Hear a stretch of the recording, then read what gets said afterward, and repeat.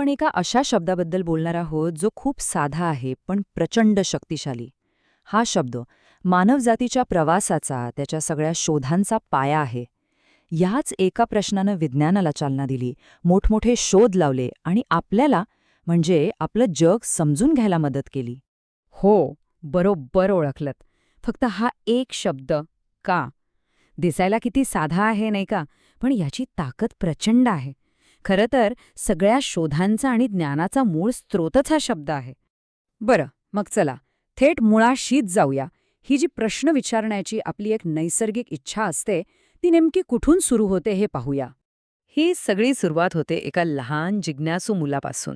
आपल्या मूळ कवितेतला हाच तो मुलगा. तो फक्त एक पात्र नाहीये, तर आपल्या सगळ्यांच्या आत जी एक चौकस वृत्ती असते ना, जी आपल्याला स्वस्थ बसू देत नाही, त्या वृत्तीचं तो प्रतीक आहे. कवितेची सुरुवातच बघा किती छान आहे. मी एका जिज्ञासू लहान मुलाला ओळखतो, जो नेहमी विचारत असतो का. अगदी या पहिल्याच ओळींमधून त्या मुलाचं वैशिष्ट्य स्पष्ट होतं. त्याची ओळखच आहे सतत प्रश्न विचारणं. आणि तो फक्त एकदा का विचारून थांबत नाही. तो विचारतो, हे का, ते का, तेव्हा का, आत्ता का नाही, नंतर का.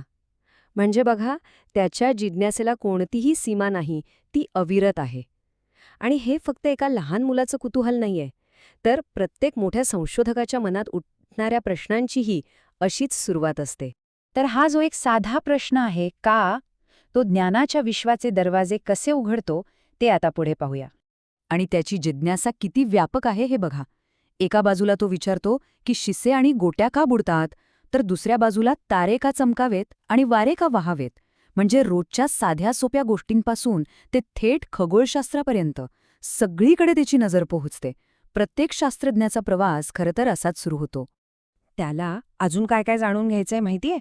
त्याला जाणून घ्यायचंय की लाकूड का तरंगतं, सूर्य डोंगराआड का जातो, माशांना कल्ले का असतात, कोळी माशा का खातात आणि यीस्टमुळे कणिक का फुगते. म्हणजे मुद्दा हा आहे की त्याच्यासाठी जगातली कोणतीही गोष्ट प्रश्नांच्या पलीकडची नाही. प्रत्येक गोष्ट म्हणजे एक रहस्य आहे आणि ते उलगडण्याची एक संधी. आणि विज्ञानाचं मूळ ते हेच तर आहे. यावरून आपल्या लक्षात येतं की त्याची जिज्ञासा किती जबरदस्त आहे. ती जीवनातल्या अगदी लहान सहान तपशिलांना थेट निसर्गाच्या मोठ्या शक्तींशी जोडते. आणि हीच गोष्ट आपल्याला आपल्या आजूबाजूच्या जगाबद्दल अधिक जागरूक बनवते, नाही का? पण एक मिनिट, हे सगळे प्रश्न विचारायचे कसे? म्हणजे मनात प्रश्न येणं एक गोष्ट झाली, पण ते योग्य प्रकारे मांडण्यासाठी काहीतरी साधनं लागतात, बरोबर? कारण उत्तर मिळवायचं असेल तर आधी प्रश्न विचारण्यासाठी आपल्याकडे योग्य शब्द असले पाहिजेत. याचाच अर्थ आपल्या जिज्ञासेला योग्य दिशा देण्यासाठी तिला एका रचनेची गरज असते. आणि ही रचना आपल्याला कुठून मिळते? तर भाषेतून, योग्य शब्दांमधून. आणि हे शब्द म्हणजे कोणते? तर हे प्रश्नार्थक शब्द. कोण, काय, केव्हा, कुठे, का, कसे, ही सगळी काय आहेत? ही आहेत आवश्यक साधनं. ही जणू काही वेगवेगळ्या प्रकारचं ज्ञान उघडणाऱ्या चाव्याच आहेत. यातला प्रत्येक शब्द आपल्याला एका वेगळ्याच माहितीच्या दिशेने घेऊन जातो. जसं की समजा आपल्याला एखादं ठिकाण शोधायचं असेल तर आपण कुठे विचारतो. वेळ जाणून घ्यायची असेल तर केव्हा विचारतो. एखादी गोष्ट कशी झाली हे जाणून घेण्यासाठी कसे विचारतो. आणि सगळ्यात महत्त्वाचं, कारण शोधण्यासाठी आपण विचारतो का. हे जे शब्द आहेत ना, हे चौकशीसाठी वापरले जाणारे अगदी अचूक हत्यार आहेत. आणि यांच्याशिवाय कोणतीही समस्या सुटत नाही, मग ती गणितातली असो किंवा आयुष्यातली. आणि एक गंमत सांगतो, ही जी कविता आहे ना, ती स्वतःच एका अलंकाराचा वापर करते, तो म्हणजे पुनरावृत्ती. म्हणजे एकाच वाक्यात एक किंवा अधिक शब्द जोर देण्यासाठी पुन्हा पुन्हा वापरणं. इथे का हा शब्द वारंवार येतो आणि त्यातून प्रश्न विचारण्याची चिकाटी आणि त्याचं महत्त्व किती आहे यावर जोर दिला जातो. बरं, मग एवढे सगळे प्रश्न विचारायचे, पण का?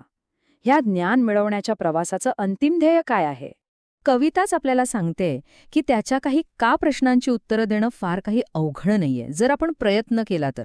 म्हणजे हे लक्षात घ्यायला हवं की प्रत्येक प्रश्नाचं उत्तर काही गूढ किंवा रहस्यमय नसतं. प्रयत्न केल्यास अनेक प्रश्नांची उत्तरं आपल्याला मिळतात. पण काही प्रश्न असेही आहेत. कविता म्हणते की पण इतर प्रश्नांची उत्तरे अजून कोणालाही. इथे कविता आपल्याला एका वेगळ्याच विचारात घेऊन जाते. आपल्या ज्ञानाच्या मर्यादांची जाणीव करून देते. त्याचं कारण सापडलेलं नाही आणि हा आहे कवितेचा शेवट. हे आपल्याला काय सांगतं? तर हेच की जे मोठे प्रश्न असतात ना, ते आपल्याला आणखी मोठ्या रहस्यांकडे घेऊन जातात. आणि खरं सांगायचं तर हेच तर विज्ञान आणि तत्वज्ञानाचं सौंदर्य आहे, की प्रत्येक उत्तराबरोबर नवीन प्रश्न जन्माला येतात. मग शेवटी एक प्रश्न उरतो. कदाचित मुद्दा उत्तर शोधण्यात नाहीच आहे, तर प्रश्न विचारण्यातच आहे. काय वाटतं? कदाचित प्रगती करण्याचा, विकास करण्याचा आणि माणूस म्हणून मोठं होण्याचा खरा मार्ग उत्तरं मिळवणं नाही, तर सतत योग्य प्रश्न विचारत राहणं हाच असेल. कारण शेवटी प्रश्नच आपल्याला पुढे घेऊन जातात.